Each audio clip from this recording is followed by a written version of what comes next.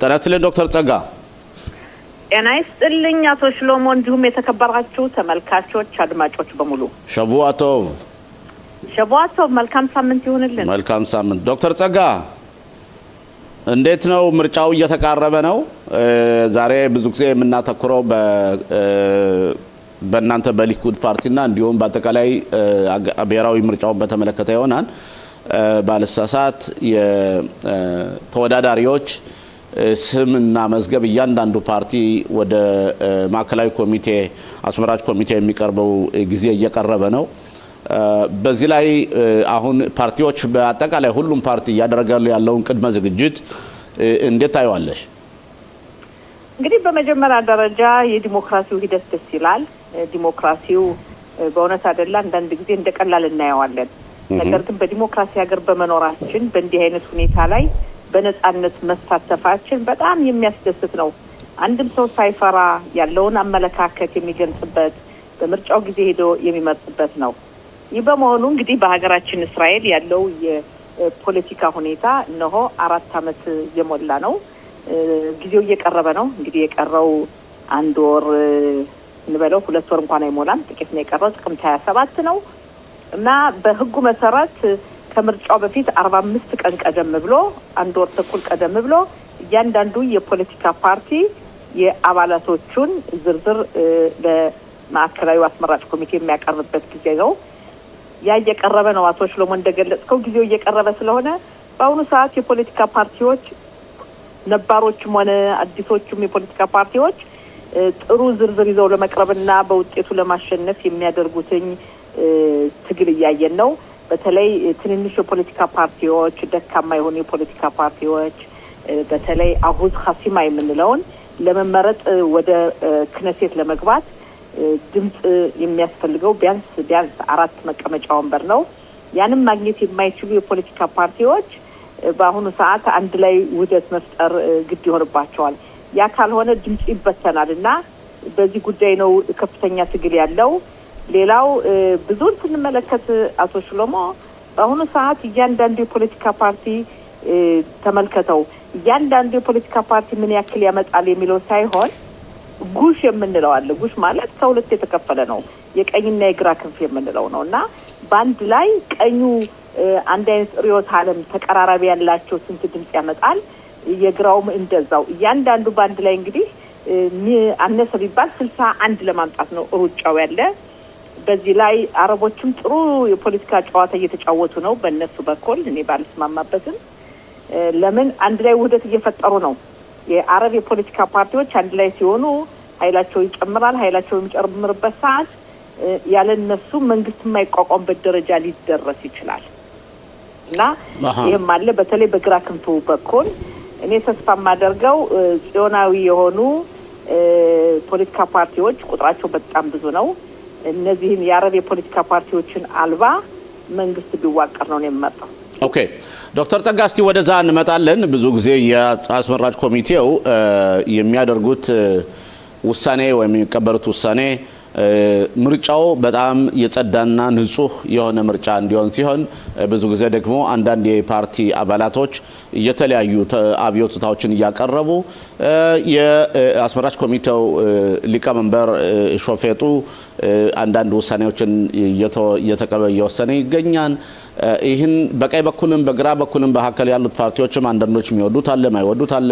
በአጠቃላይ የአስመራጩን ኮሚቴ ስራ እንዴት አንቺ ታየዋለሽ? እነሱ እየሰሩ ያሉት ትክክለኛና ሙያዊ አሰራር ነው ብለሽ ታምኝበታለሽ? ምክንያቱም አንዳንድ ጋዜጠኞች የሚሉት እንዴት ነው የምርጫውን ላለመቀበል በቀኝ በኩልም በግራ በኩልም ጥረት እየተደረገ ነው።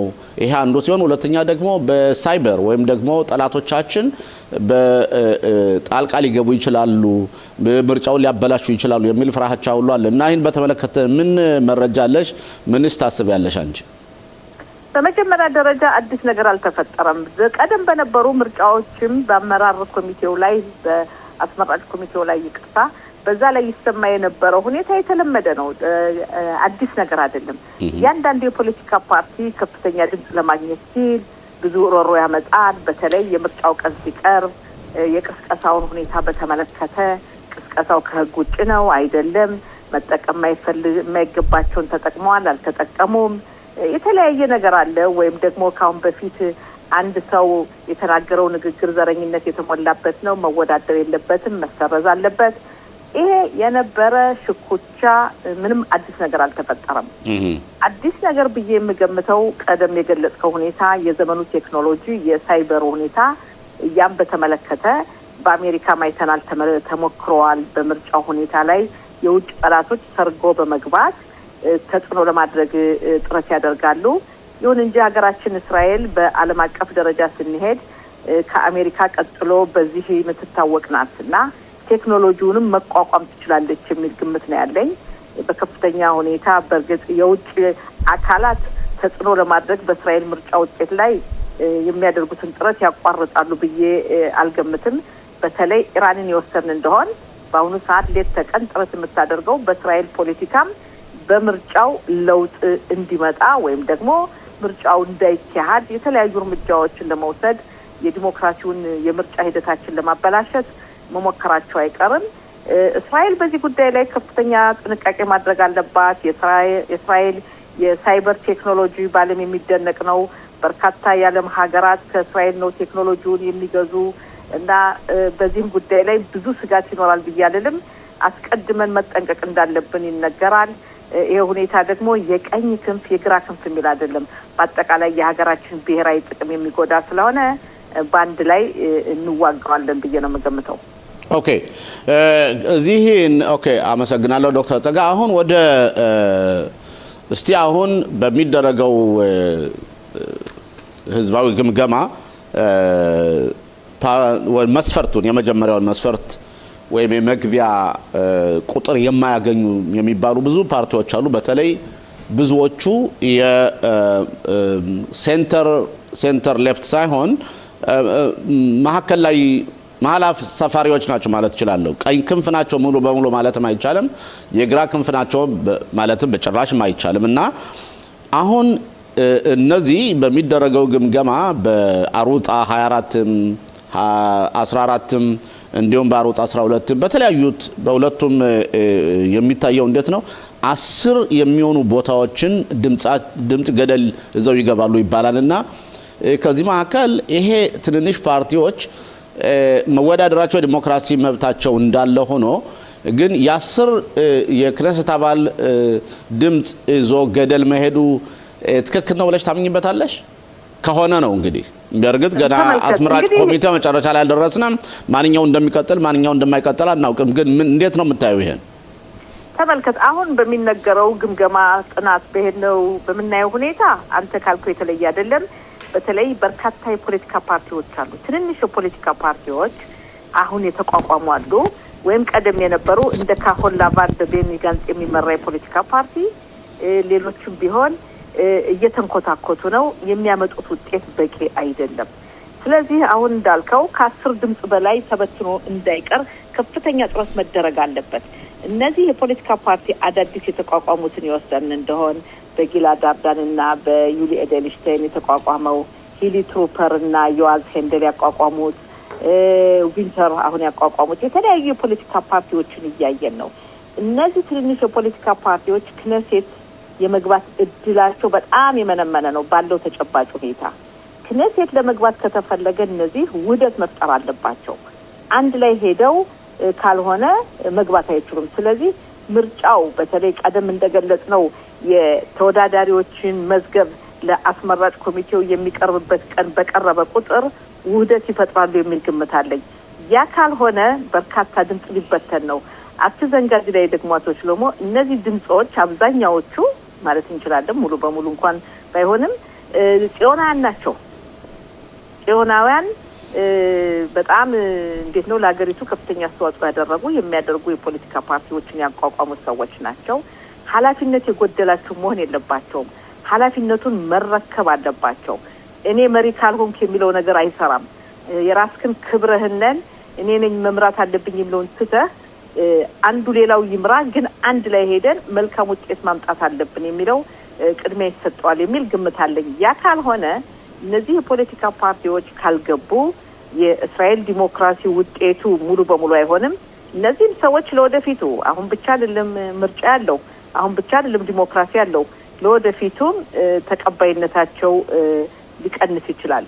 ምሳሌ ታስታውስ እንደሆን የሰራተኛው ፓርቲ ባለፈው ከመሬት ጋር በነበረው ሁኔታ አንድ ላይ ባለመሄዳቸው መሬት ሊጠፋ ችሏል።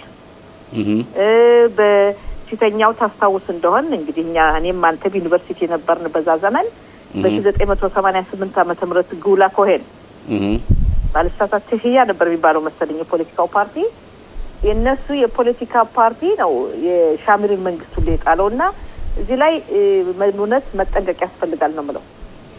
ኦኬ በነገራችን ላይ ብዙዎቹ ከናንተ ከሊኩድ የወጡ ናቸው ማለት ይችላል። ለምሳሌ ጊላድ አርዳንን ብንወስድ ዩሊያ ኤድልሽታይን ብንወስድ እንደዚሁ ብዙዎቹ በርግጥ ቤኒ ጋንጽ ብቻ ናቸው እንጂ ሌሎች እነ ሂሊክ ትሩፐር በርግጥ ሌላ ነበር። ግን በአጠቃላይ ሁሎች የሚሉት እዛው የቀረቡት አጀንዳ ሃይማኖት አክራሪዎች ወደ ውትድርና እንዲሄዱ የመንግስት ለውጥ እንዲደረግ ጠቅላይ ሚኒስትር ቢንያሚን ኔታንያሁ መንግስት መቀየር አለበት አንደግፍም የአረቦች ጋር የተደገፈ መንግስት መቋቋም የለበትም ብዙዎቹ እንደዛ ነው የሚሉና ሊበርማን የሚለው እንደዛ ነው። ለምሳሌ እንደዚሁም ቢሆን እንኳን አልፎ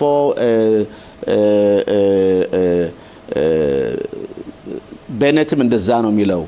በእናንተ በኩል ደግሞ ብዙዎቹ ለምሳሌ ቪንተር የሚባለው የባጸሌል ስሞትሪች የኪፓስ ሩጋ የሚባሉት ከዛ አካባቢ የመጣ ነው።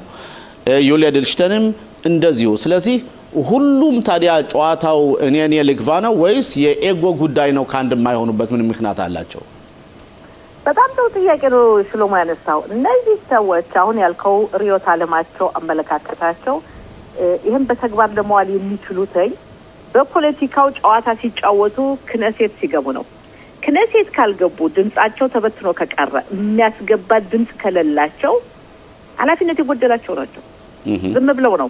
ተመልከት እንግዲህ እነዚህ አሁን የዘረዘርካቸው ፖለቲካ ፓርቲዎች በሙሉ በአሁኑ ግምገማና ጥናት በመናየው እስካሁን ባለው ተጨባጭ ሁኔታ እንዳሉ ከሄዱ መግባት አይችሉም። ስለዚህ አንተ ለውጥ ማምጣት ከፈለክ ውስጥ መግባት አለብህ። ውስጥ ካልገባህ ምን ዋጋ አለህ? ከዛ በኋላ የሚቆጥረን ሰው የለም። ስለዚህ ይሄንን ኃላፊነትን መውሰድ መቻል አለባቸው። ሪዮት አለማቸው ማሳተፍ ከፈለጉ ማራመድ ከፈለጉ ለውጥ ማምጣት ከፈለጉ ውስጥ ሆነ ነው እንጂ ውጭ ሆነ ለውጥ አታመጣም። ለውጥ ውጭ ሆነ ለውጥ የሚያመጣ ሰው ማንንም የለም። እነዚህ ሰዎች እኮ ከምርጫው በኋላ ተሽሎሞ እንደማንኛውም ተራ ሰው ናቸው። ምንም ተጽዕኖ ማሳደር አይችሉም። ለሚቀጥለው 4 አመት ሊጠብቁ ነው። ለሚቀጥለው 4 አመትም ተቀባይነታቸው ያስቆላል። ስለዚህ ምናልባት ዶክተር ጸጋ እዚህ ላይ ፓርቲዎች ለምሳሌ የሚያደርጉት ሩጫ እነዚህ ፓርቲዎች ባካቹ እኛን አስገቡን ለምሳሌ ሊኩድን ወይም አይዝንኮትን ፓርቲ የነ ቤኔትን ፓርቲ ወይም ደግሞ ቪንተር ለምሳሌ ከባጸልዛል ስሞትሪች ጋር ካንድ ላይ ለመሆን እንደዚያ የሚያደርጉት ስትራቴጂ ሊሆን ይችላል ብለሽ ታምኛለሽ? አንዱ ስትራቴጂያቸው ይሄ ነው። አንዱም ስትራቴጂካሊ የሚጠቀሙበት መንገዳቸው ይሄ ነው። ይሄን ያክል ድምጽ አለ። ለምሳሌ የወሰድክ እንደሆነ ሙሉ የሚያስገባ የላቸውም፣ ግን ግማሽ ድምጽ አላቸው። ስለዚህ ምንድነው ግማሽ ድምጽ በጣም አስፈላጊ ነው። በአሁኑ ሰዓት ለውጥ ያመጣል። የሚቀጥለው መንግስት ላይ አንድ መቀመጫ ወንበር ለውጥ እንደሚያመጣ ስለሚታወቅ ያን አንድ መቀመጫ ወንበር ከነዚህ በሙሉ ማለት የማይችሉ መግባት የማያስችል ቦታ የሌላቸው ድምጽ የሌላቸው መተው ስማ የኔ ግማሽ ድምጽ የዛ ግማሽ ድምጽ አንድ ላይ ሆነን እንገባለን የሚልም እምነት ያላቸው ሰዎች አሉ። አንዳንዶቹ የፖለቲካ ፓርቲ የሚያቋቁሙት ራሳቸውን ችለው እንደማይመረጡ ያውቁታል። ግን ከሌላ ከትልቅ ፓርቲ በኋላ እንዲያስገቧቸው የሚጠቀሙበት ዘዴ ነው። ይሄም አንዱ የታወቀ ዘዴ ነው። ግን አሁን የምለው እኔ ባለው ተጨባጭ ሁኔታ የማየው እውነተኛ አይዲዮሎጂካሊ በሪዮት ዓለም ለውጥ ማምጣት የሚፈልግ ሰው ለምሳሌ አሁን ቅድም የገለጽካቸው ሁኔታ አለ። አረቦችን ጨምሮ መንግስት ማቋቋም በእኔ በኩል የተሳሳተ ነው። የኔ አመለካከቴ ይሄንን አብዛኛው የእስራኤል ህዝብ የሚደግፈው ነው። እነዚህ ትንንሽ የፖለቲካ ፓርቲዎችም አብዛኛዎቹ የሚያምኑበት ነው። ይህ ከሆነ ለውጥ ማምጣት ከፈለክ ኦኬ ጊዜያችን እየሄደ ስለሆነ ብዙ ጥያቄዎች ስላሉኝ ወደ እናንተ ፓርቲ ልምጣና በዚህ ሳምንት መጨረሻ አካባቢ ያሮን አብርሃም የሚባለው ጋዜጠኛ የሮጽ 12 ጠቅላይ ሚኒስትር ቢንያሚን ኔታንያሁ አቢ ዲክተርን እሳቸው ከተሰጣቸው ቦታ ሊመድቡት ነው እና ወደ 15 ወይም 18 ነው ይባላልና ዲክተርን እሳቸው የሚመድቡ ከሆነ ለምን ዶክተር ጸጋን ሳይመድቡ? ተመልከት፣ በመጀመሪያ ደረጃ ይሄ ሰዎችን የመመደቡ ሁኔታ የጠቅላይ ሚኒስትሩ መብት ነው። እኔ አባባሌ እኮ እሱን ካደረገ ለምን አንቺን ሳያደርግም ነው ጥያቄ። አንቺ እኮ የህዝብ ተወካይ ነሽ፣ ብዙ ኢትዮጵያውያኖች ይደግፉሻል። በትክክል ግን እዚህ ላይ ምልህ የጠቅላይ ሚኒስትሩ ውሳኔ ነው። ዋናው ወሳኙ ጠቅላይ ሚኒስትሩ ናቸው ምን ይበጃል የሚሉትና ለዚህም ነው 8 ቦታ የተሰጣቸው። ነገር ግን ብትጠይቀኝ የኔን ጉዳይ እንተውና አቢ ዲክተር ይገባቸዋል። ሚኒስትር አቢ ዲክተር የሻባክ ኃላፊ የነበረ ጥሩ ፓርላመንታሪ ከሚባሉት አንዱ ናቸው። በጸጥታው በኩል ለሀገራችን ብዙ አስተዋጽኦ ያበረከቱ ናቸው።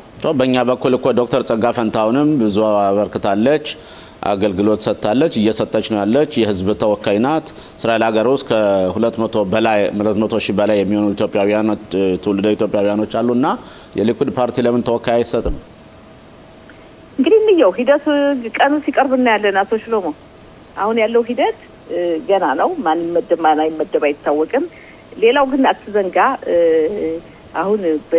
አሁን የነበረው ምርጫ ከሆነ በተለይ ጠቅላይ ሚኒስትሩ ተጨማሪ ቦታ መሰጠታቸው ከዛም ደግሞ የተለያዩ ይሄ ምንድን መኮዞት ምንድነው ያውራጃ የክልል ሰዎች ቦታ መሰጠቱ ማለት ቀደም ያለ ቦታ መሰጠቱ ይሄ በፓርቲው በኩል በእውነት ብዙ ሰዎች መግባት የሚገባቸው ያልገባሉ። ሚኒስትሮች ተመልከት፣ 3 ሚኒስትር አልገባም። ተመልከት፣ በጣም ብዙ ነው። አቢ ዲክተር፣ ኢዲስ ሲልማን እና ማይጎላን ሚኒስትሮች እንደገና በፕራይመሪስ አለመመረጥ ማለት በጣም ከባድ ነው። እንግዲህ ታውቃለህ ሚኒስትር መሆን ማለት ምን ያክል በጀት አለ፣ ምን ያክል ስራዎችን አከናውነሃል። በተለይ በመዘጋጃ ቤቶች አካባቢ ብዙ ኃይል ታገኝበት የምትችለው ብዙ ስራዎችን ማከናወን የምትችለው ገንዘብ አለ እና በእውነት አይደለ የነበረው የፕራይመሪስ ውጤት በአንድ በኩል ምን ዲሞክራሲ ቢያስደስትም በአንድ በኩል ደግሞ አሁን ያለው ተጨባጭ ሁኔታ ቀላል አይደለም። ሌላ ደግሞ አትዘንጋ የሴቶች ቁጥር በጣም ዝቅተኛ ነው በእኛ በሊኩድ በአሁኑ በምርጫው ስለዚህ እስከ 30 ባለው ውስጥ 4 ሴቶች በጣም ጥቂት ቁጥር ነው። በጣም ትልቅ የፖለቲካ ፓርቲ ስለዚህ የኢትዮጵያውያኖችንም ወክለሽ ሴቶችንም ወክለሽ አንቺ ልትሆኚ ትችያለሽ? ቃል አልገባልህም። ጠቅላይ ሚኒስትሩ ብቻ ነው የሚያውቁት። ይሄ ጠቅላይ ሚኒስትር ቢንያሚን ኔታንያሁ እንትን ነው።